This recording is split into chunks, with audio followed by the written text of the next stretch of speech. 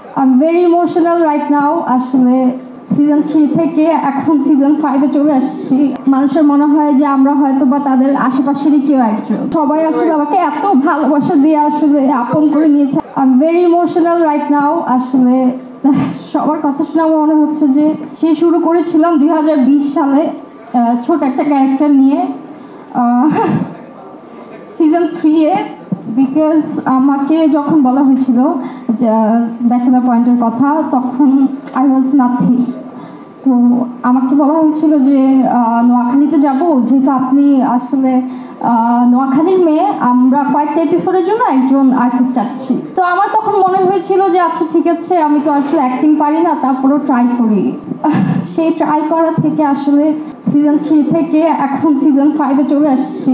আপনাদের সবার ভালোবাসায় আসলে আমার অডিয়েন্স না থাকলে এটা সম্ভব হতো না। অ্যান্ড কাজল আরিফিন, অমিত ভাইয়া, আসলে আমি কি বলবো, very emotional right now. Because আমি কখনোই ভাবিনি যে সিজন 5 পর্যন্ত আমি আসবো।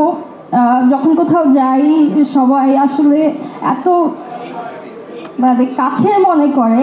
দেখা যায় কোনো মার্কেটে যাচ্ছি, সবাই বলতেছে এরিয়াল আমি আর শিমুল্লা কোনায়, as if I am the girl next ডোর। এত আসলে রিলেটেবল করে ফেলেছে আমাদের ক্যারেক্টারটাকে সবাই।